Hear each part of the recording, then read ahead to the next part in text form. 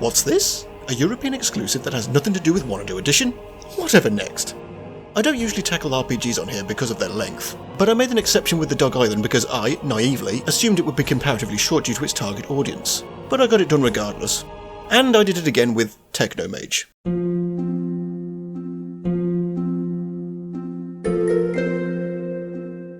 Released late in the PS1's life cycle of 2001, this flew under most people's distracted by the shiny new PlayStation 2's radar by Sunflowers Interactive, the Ubisoft subsidiary German developer that bought us, Holiday Island, and, Defogger 2. Eh? Yeah, I have no idea either.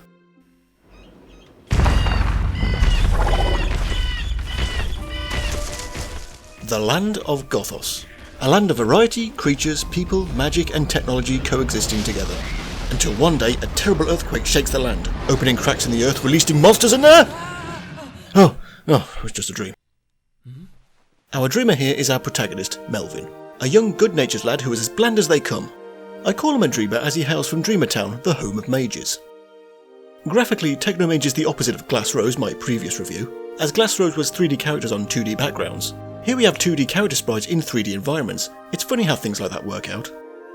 It certainly has that old RPG feel to it with its isometric perspective, but it doesn't have to be. The camera can be rotated with L2 and R2. This took a while to get used to. You can control Melvin with the left stick, but Technomage existed in the early days of analog control where developers were still working out what to do with the right stick. Anyway, Melvin is informed by his mother, Ferna, that the earthquake was real and he should seek out the wisdom of his uncle Risson to find out why it happened. Off we go into a barrage of RPG tropes. Dreamer Town is RPG start-out village number 4831.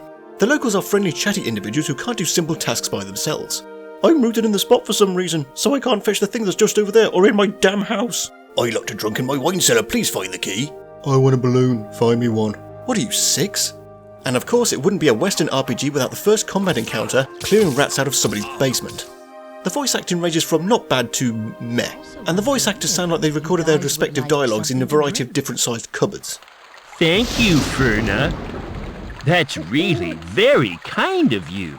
It's a little inconsistent, but the game is fully voice acted. A lot of PS1 RPGs would have voice acting in just the cutscenes or pivotal plot points, or not at all. When all is done, Melvin has learned the basics and satisfied everyone's petty needs. A messenger from Steamer Town arrives to deliver grave news of the earthquake's aftermath. It came over us last night. At first, it was just a slight tremor, but then it became a violent earthquake. The Steamers, from the next village over, are believers in technology and industry, creating a rift between them and the Dreamers. Is this going to have science versus religion-esque undertones? Well, kind of. Melvin is a unique person in Gothos as he is both. His mother a dreamer and his father a steamer. And this creates a very contrived way to get Melvin to head to Steamer Town. Even after selflessly helping everyone, with news of fatalities in Steamer Town, the Dreamer Town folk immediately turn on Melvin and want to kick him out for being one of those dirty steamers. We should never have let Ferna's child into our house. Come on, let's throw him out now. That escalated quickly. Well fine, I was heading there anyway. Steamer Town, home of machinery, scrap metal, gruff men and fat chicks. This is where the locals' ineptitude really takes the piss. One of the main tasks has Melvin regulating the power plant's water cooling system and generally getting the power up and running again. Why? You're steamers, you do it.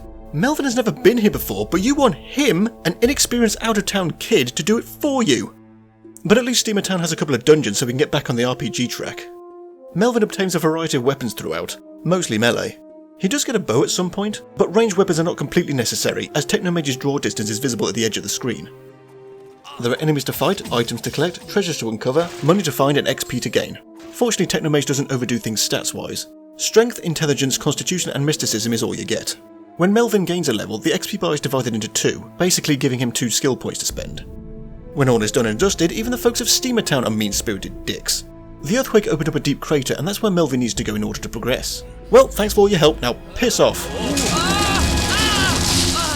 Well, fine, I was heading there anyway.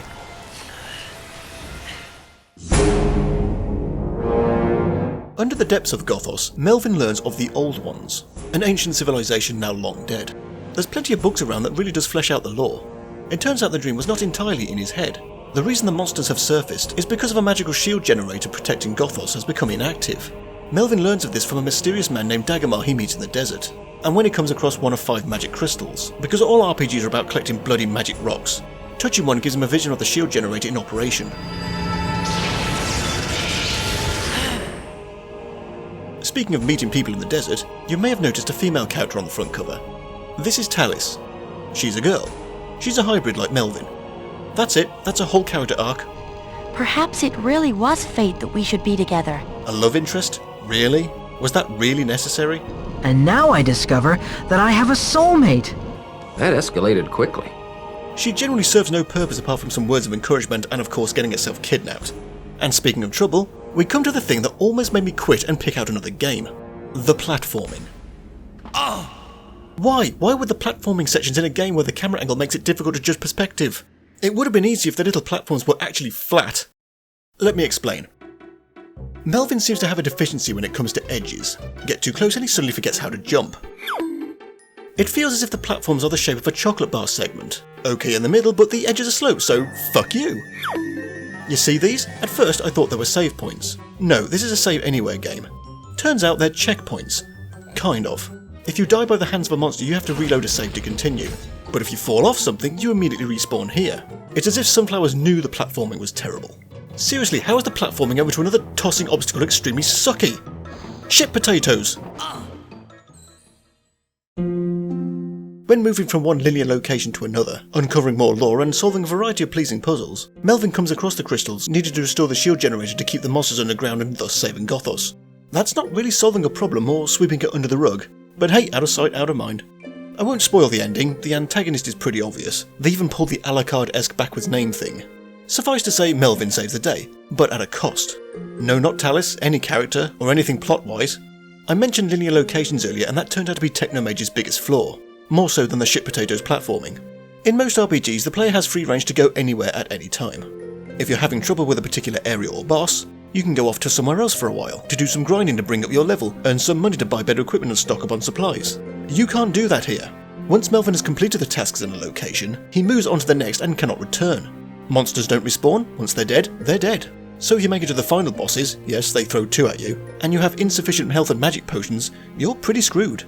The manual suggests that old adventure game mantra: save early, save often. Having a few different saves at different points may help, but if this is your first playthrough, you won't know to do that.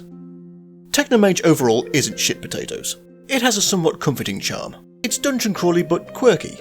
Challenging yet somehow simple. Imagine if Diablo and Little Big Adventure had a baby. A physical copy is your only bet, as the usual digital distribution channels don't have the PC version. But yeah, go for a jaunty little adventure in Gothos. Just remember to kill all enemies to reap as much XP as possible, and carry way too many potions so you don't screw yourself over in the end.